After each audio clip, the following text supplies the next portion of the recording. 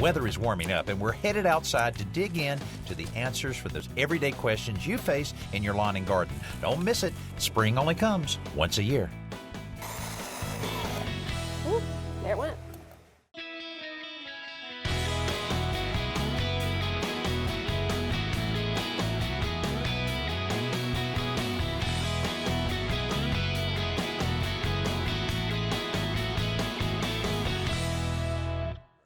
Julie Day is the lawn and garden editor for DannyLipford.com, and in the past 3 years, she's written more than 400 articles for the site and spent lots of time tracking down answers to homeowners' questions.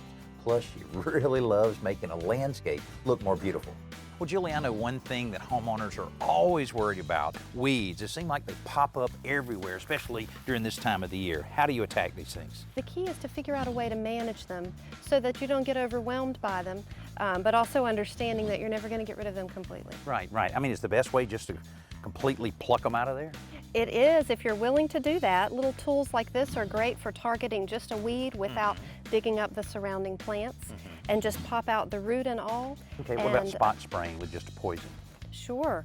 Spot spraying is good, particularly if you have something like this that's out by itself. You can see what it is.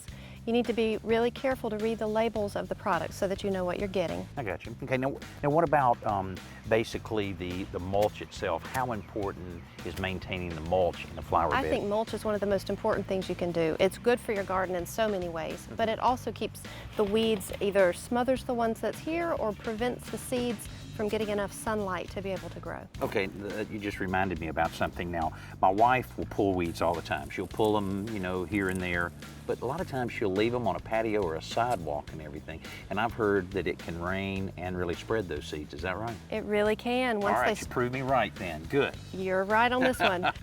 Now, what about the lawn itself? Sometimes you go out during this time of the year in some yards and there's weeds everywhere. Do you spray that? Do you use the weed and feed? Just how do you attack a yard that really has an acute weed problem? Well, if you walk out into your yard and you pretty much only see weeds, then you really need to work on your grass. It could be a pH problem. It could be just that your soil isn't very nutritious. You can add things to it to help it to be a better consistency. You can also put down fertilizer or new seed or sod. Right. And if you do that and give it a couple of months and your grass doesn't come back, then you might want to look into a product that would kill weeds in your lawn. I got you. Okay, and I know having a healthy lawn has a lot to do with maintaining it properly, and that means you have to have the right kind of mower. Alan has some great tips for us. Lawnmower maintenance is pretty basic. At the beginning of every cutting season, there are definitely 4 things you absolutely must do. Replace the spark plug, replace the air filter, change the oil, and either replace or sharpen the blade. Nothing creates an unhealthy lawn as much as a dull blade. Shreds the grass, allows disease to get in there. You don't want to do that. So every month you want to check that.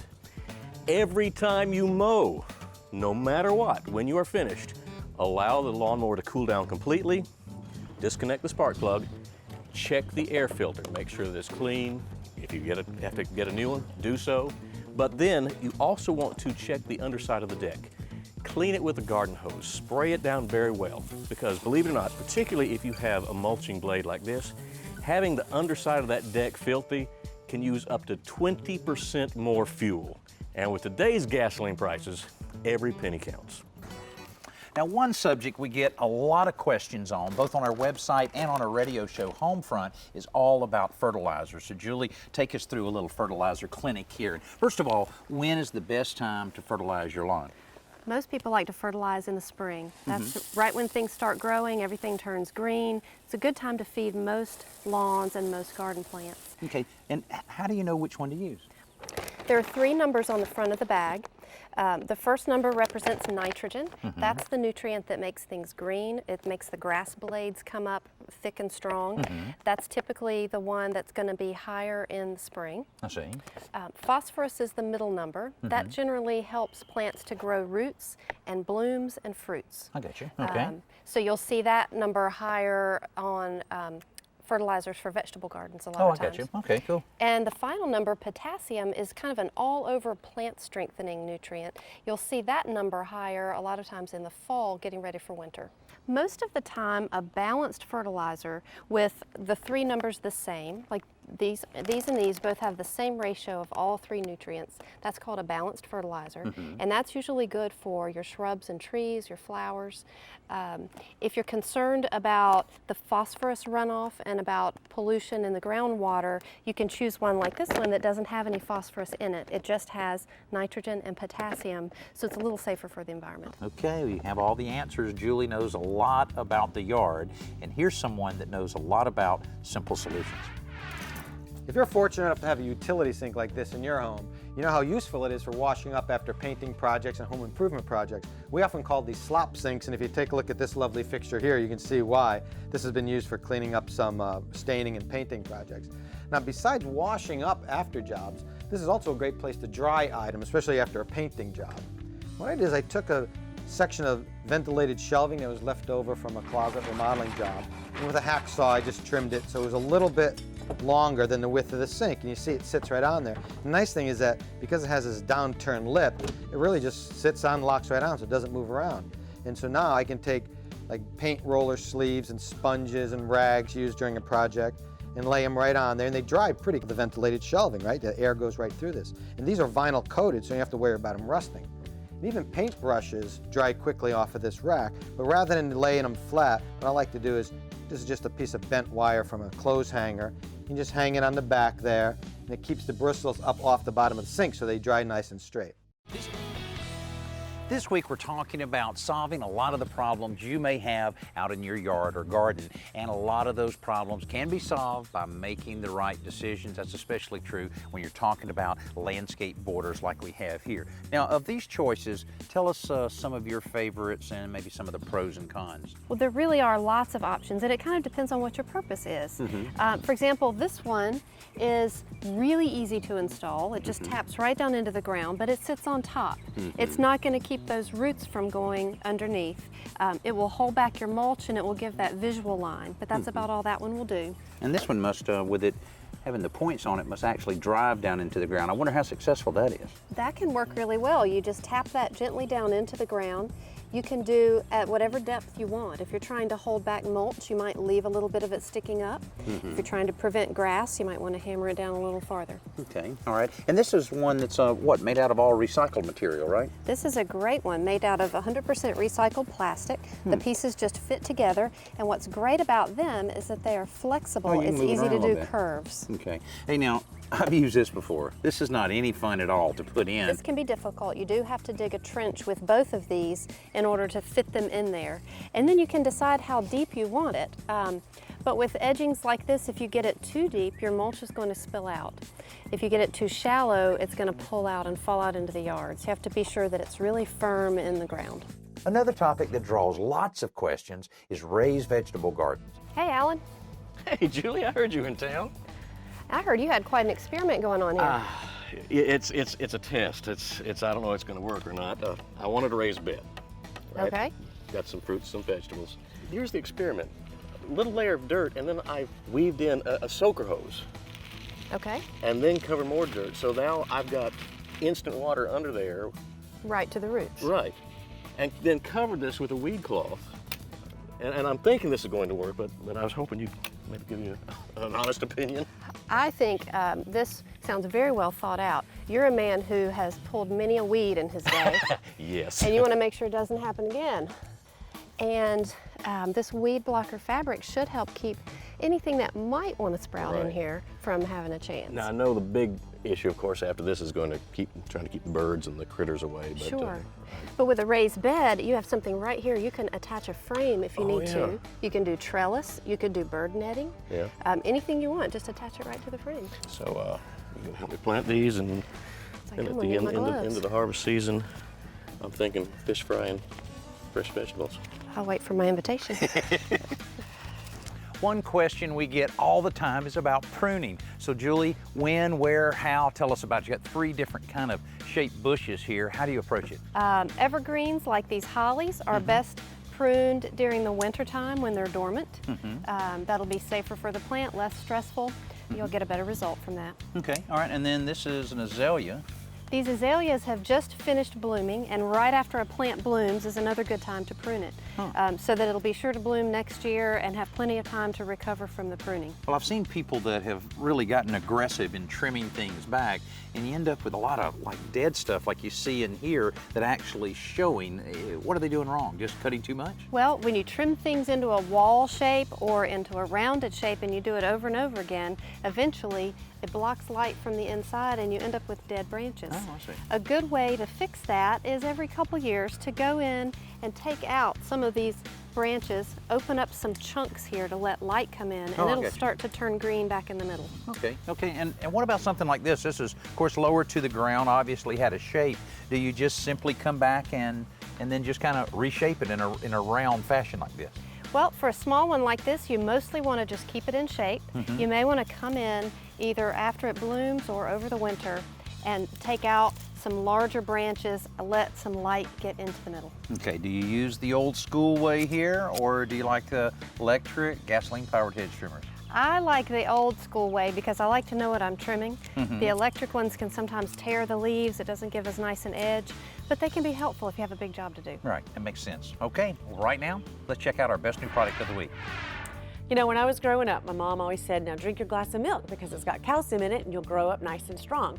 Well, you know what? Your fruits and vegetables need calcium too to grow up nice and strong, but you certainly don't want to pour milk over them. What you can do instead is pour this. Now, this is the Miracle-Gro Shake and Feed, and it actually contains the necessary calcium to help them grow up nice and strong because it's going to fortify their roots and their stems and also the fruit itself. Now, it's a very easy to use, very convenient container that you can just shake it out either on the ground or in your container, and it's got all the necessary nutrients for your plants. Another thing about this is it's got a continuous feed cycle. So over a 3-month period, it will continuously release these nutrients into the soil to really create strong plants. So if you want strong, healthy, hearty fruits and vegetables for your family, ditch the glass of milk on your plants and pour a little bit of this. Hey, this week we're helping you with all those challenges you have outside in your lawn and garden. And to help me out with that challenge is Julie Day, our lawn and garden editor. Julie, we all know water is very important to the health of plants, but how do you know how much water to water each plant? It can be really hard to tell. Containers like this one can dry out in a matter of hours if you're having a heat wave. They definitely are going to need water every day or two during the summer. For the plants that are out in your yard, planted in the soil, you really need to make sure you know how much water they're already getting. I got you. Here's a great way to do that. A simple rain gauge, like this one, has straight sides that allow the rain to fall right in. It will measure the amount of rainfall that comes. You can leave it out for a week. For most plants, for lawns, vegetable gardens, flowers, 1 inch of water per week is what you're looking for. Gotcha. So if it comes up short, you can head out with the hose or the sprinkler Just for a and little add bit a little of extra. supplement to it. Now, as far as I see people running around their yards with these little watering cans, that sure seems like the wrong way to do it. You've got a nicer way of doing it there. Oh, I love these. They're long. You can reach high for hanging plants. You can reach out into the garden. They're wonderful, and they also target just where you want the water. Now, and what about the where you want the water? I mean, I've heard that there's a problem if you get water on all of the leaves and everything. Is that true? That's actually a myth. Is that right? It won't really hurt them to get them wet. Now, if you have a lot of humidity in your area, repeatedly wetting the leaves can lead to a buildup of humidity that can cause fungus and disease. So it's usually better to keep them dry, but it won't hurt them, especially if they're dusty, to give them a rinse off. That makes sense. Now you mentioned earlier in the show about mulch being a great barrier for weeds. What about the retainage of moisture? Mulch is great for retaining moisture. You know, you can add water all day long, but what you have to learn how to do is keep it there. Mulch is one of the great ways to keep water in the soil that will be available to your plants longer. Okay. Perfect. Well, there's a lot of different types of mulch that's out there. Alan has a few tips for us on that. I thought I'd give you a quick tutorial on some of the most popular mulches that are out there. Topping the list, we've got cypress mulch. It looks nice, it lasts a long time, easy to spread, very inexpensive. However, environmentalists are not happy about this because the manufacturers are harvesting about 30 million cubic feet more than they replenish each year. Good alternative, of course, is the red mulch. This looks like a cypress, but it's just dyed that way. This is actually waste wood, construction debris. One of the bad things about this, though, is the fact that the dye inside can actually bleed out. I've actually seen it stain concrete. This also will deplete your nitrogen levels. You'll have to replenish that on a regular basis. Pine bark nuggets are nice. You've got the small and the large. This is the large bag. It does look very nice. It lasts a little longer, doesn't decompose as quickly. Inexpensive, however, the big chunks like this will have a tendency to wash away during a good heavy rain. You're going to be sweeping it back into place. Plus, this will deplete your pH level just slightly. Now, an inorganic option is rubber mulch. This is actually ground up tires, again, dyed to different colors, so it looks good. On the bad side, it's a little more expensive. And when you first open the bag, a bit of a pungent odor. If you can get by that, I like the rubber mulch. You hit on a subject that a lot of people are interested in, and one of them involves this bird feeder. This has been a very popular topic because we all love to feed the birds, but we don't always love to feed the squirrels and the raccoons. Right. So I have instructions for a simple project for a baffle that is squirrel-proof and raccoon-proof. Yeah. The baffle itself is made out of stovepipe, a 2-foot section with a cap for the end. You can buy this already cut. It comes in black. It also comes in possibly other colors or paintable galvanized. Boy, that was tricky putting that lid on there, though, the top of it. And also, you know, having to drill the hole, of course, dead center, same diameter as this. Ooh, there it went.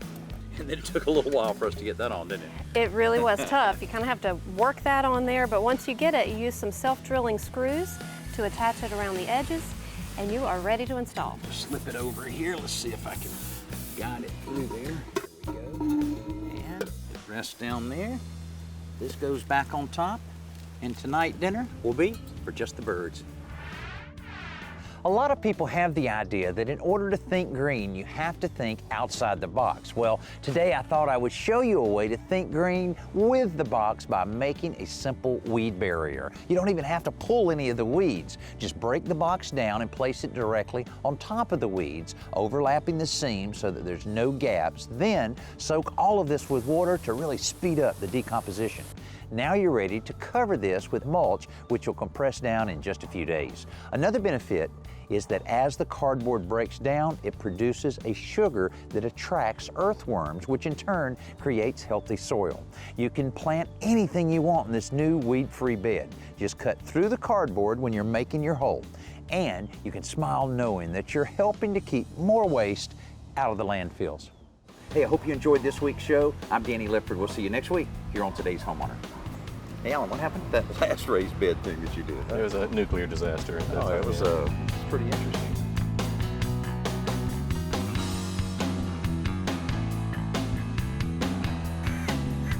It feels powerful, doesn't it?